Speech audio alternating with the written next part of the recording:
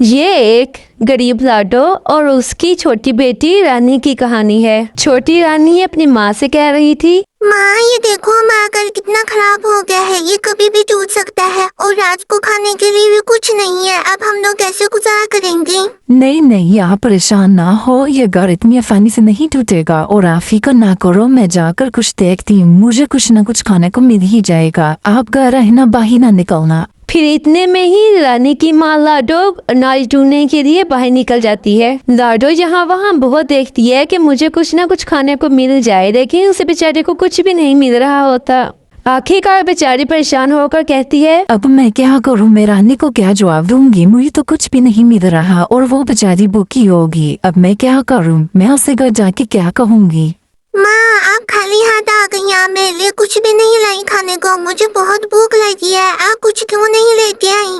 फिर लाडो ने रानी से कहा, रानी आप परेशान ना हो, आप इस वक्त गए, कल का बचा हुआ खाना खा लो, मैं सुबह होते ही आपके लिए अच्छा सा खाना ढूंढ लाऊंगी। ठीक है माँ, मैं ये खा लेती हूँ, लेकिन आज सुबह मेरे लिए अच्छा सा खाना लेके आना। फिर अगली ही सुबह लाडो अपनी रानी को लेकर अपनी दोस्त के घर जाती है कुछ पैसे उधार लेने के लिए। फिर रानी ने अपनी माँ से कहा, मम्मा ये घर कितना खूबसूरत है। फिर इतने में ही उस घर से लाली बाहर आती है और कहती है, अरे बहना आप कौन है? आप यहाँ क्या कर रही हैं? आपको किससे मिलना है? फिर लाडो ने कहा, बहना यहाँ मेरी दोस्त कीना रहती है, वो कहाँ है? नहीं यहाँ कोई टीना नहीं रहती, वो कुछ अर्सा पहले ही इस घर को छोड़ के चली गई थी, अब यहाँ मैं रहती हूँ। ये सुनकर लाडो बहुत उदास हो जाती है और अपनी दूसरी दोस्त के घर जाती है। लाडो की दोस्त डोडो ने कहा, लाडो खैरियत तो है, तुम इतनी सुबह यहाँ कैफी आई? फिर लाडो ने कहा, डोडो मुझे तुमसे कुछ पैसे उधार चाहिए थे। नहीं मेरे पास तो खुद पैसे नहीं है, मैं तुम्हें कैसे दूंगी? देखिए मेरी एक दोस्त है, वो बहुत अमीर है, वो तुम्हें कुछ पैसे दे देगी। मैंने तुम्हें उसी घर का रास्ता समझा दिया है, तुम उसी घर चली जाओ, वो तुम्हारी जरूर मदद करेगी। फिर लाडो और उसकी रानी बेचारी घर वापस जा रहे थे क्योंकि रात बहुत हो चुकी थी और रानी ने अपनी माँ से कहा, माँ हमें तो पैसे किसी ने भी नहीं दिए, अब हमारा क्या होगा? हमें पैसे कौन देगा? फिर लाडो रानी से कहती है, रानी आप परेशान ना हो, इसका भी कोई ना कोई हल निकल आएगा। फिर लाडो और रानी चलते चलते अपने घर पहुंच जाते हैं और फिर रानी ने अपनी माँ से कहा, माँ आपने बताया नहीं कि हम इन पैसों को क्या करेंगे। ये पैसे एक न एक दिन तो खत्म हो जाएंगे, फिर हम क्या करेंगे? फिर लाडो ने रानी से कहा, हम कुछ पैसे उधार लेंगे, फिर उनसे फल और सब्जियां खरीदेंगे, फिर उन्हें मेहनत करके बेचेंगे और ज्यादा सारे पैसे कमाएंगे। अगर हम दिल लगा के मेहनत करते रहे तो पैसे कभी भी खत्म नहीं होंगे। फिर सुबह होते ही लाडो और उसकी बेटी रानी डोडो की दोस्त के घर जाते हैं। लाडो ख्यालों में बिजी थी और सोच रही थी, अगर यहाँ से भी पैसे ना मिले तो मैं रानी को क्या जवाब दूंगी? रानी क्या सोचेगी? कुकू भाई कैसे हैं आप खैरियत से तो हैं? मुझे आपसे कुछ मदद चाहिए थी, क्या आप मेरी मदद करेंगे? जी मैं आपकी मदद जरूर करूंगा। आप बताएं आपको क्या काम है? मुझे आपसे कुछ पैसे उधार चाहिए थे, मैं आपको बहुत जल्द वापस लौटा दूंगी। जी बहन आप ये पैसे रख सकती हैं, अगर आपको पैसों की जरूरत हुई तो आप मुझसे रब्ता कर सकती हैं। नहीं कुकू भाई आपका बहुत शुक्रिया, इन पैसे से गुजारा हो जाएगा। फिर रानी ने अपनी माँ से कहा, माँ हम फल और सब्जियाँ कहाँ रखेंगे? फल और सब्जी रखने के लिए टोकरी भी चाहिए। रानी बेटा फिक्र ना करो, मेरी दोस्त के पास बहुत सारा टोकरियाँ हैं, वो हमें टोकरी भी दे देगी और हमें दुकान पे भी ले जाएगी। फिर देखते ही देखते रानी और लाडो अपनी दोस्त मैना के घर पहुंच जाते हैं। लाडो ने अपनी दोस्त मैना से कहा, मैना तुम मुझे और रानी को सब्जी की दुकान तक छोड़ाओ और साथ में एक टोकरी भी दे दो। फिर मैना, लाडो और रानी तीनों मिलकर सब्जी और फल खरीदने के लिए चले जाते हैं। फिर मैना, लाडो और रानी को सब्जी की दुकान पर छोड़कर खुद वापस चली जाती है। दुकानदार ने लाडो से कहा, अरे बहना आपको क्या चाहिए? मेरे पास सब्जियां और फल दोनों बहुत ताज़ा और बहुत अच्छे हैं, आपको क्या चाहिए आप बताएं। जी भैया मुझे कुछ फल और सब्जियां दोनों टोकरी में डाल दें। फिर दुकानदार ने सब्जियां और फल टोकरी में डालकर लाडो को दे दी। काफी रात हो गई थी, इस वजह से लाडो और रानी अपनी फलों वाली टोकरी को लेकर घर आ जाती हैं। लाडो ने रानी से कहा, रानी बेटा देखा हमने मेहनत की, हमें पैसे भी मिल गए और हमें सब फलों और सब्जियों की टोकरी भी मिल गई। अब हम सुबह जाएंगे और बहुत सारा मेहनत करेंगे और बहुत सारा पैसे भी कमाएंगे। मम्मा अभी को ठीक कहती है, मेहनत करने वाला कभी भी नाकाम नहीं होता। हमने मेहनत की और हम लोग कामयाब भी हो गए, अब हम और मेहनत करेंगे।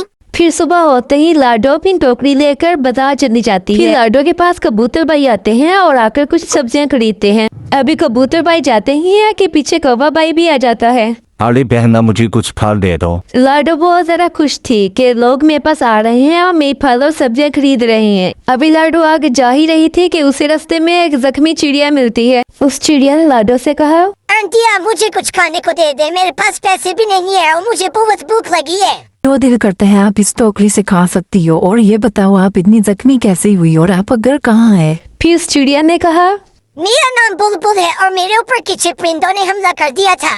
फिर लाडो उस बुलबुल को उसके घर छोड़ने के लिए जाती है। लाडो बुलबुल की माँ से कहती है, बहना ये आपकी बुलबुल मेरे पास आई थी, इसको बहुत भूख लगी थी और ये बहुत ज्यादा जख्मी थी, मैं इसको इसके घर छोड़ने आ गई, इसका ख्याल रखा कर नहीं। फिर बुलबुल की माँ ने लाडो से कहा, अरे बहना आपका बहुत बहुत शुक्रिया कि आपने मेरी बुलबुल की जान बचाई। आपका बहुत बहुत शुक्रिया, आप इसको घर वापस लेकर आई। फिर रात भी काफी हो गई थी और लाडो थक गई थी। लाडो अपने घर वापस जा रही थी और सोच रही थी, अब तो काफी रात हो गई है, रानी बहुत परेशान हो रही होगी। फिर रानी ने अपनी माँ से कहा, मामा आप कहाँ चली गई थी? आपको पता है कितनी रात हो गई है और मैं बहुत ज्यादा परेशान हो रही थी। वो मुझे रास्ते में एक बुलबुल मिली थी, वो बहुत ज्यादा जख्मी थी तो मैं उसको उसके घर छोड़ने गई थी, मुझे वक्त का पता ही नहीं चला। सुबह मैं भी आपके साथ चलूंगी। फिर सुबह लाडो और रानी सब्जी और टोकरी लेकर नदी के किनारे बैठे थे कि इतने में एक छोटी चिड़िया उनके पास आ रही थी और वो काफी भूखी भी लग रही थी। आंटी आप मुझे कुछ फल खाने को दे सकती हैं क्योंकि मैं स्कूल गई थी और मेरे पैसे गुम हो गए हैं और मेरे पास पैसे भी नहीं हैं।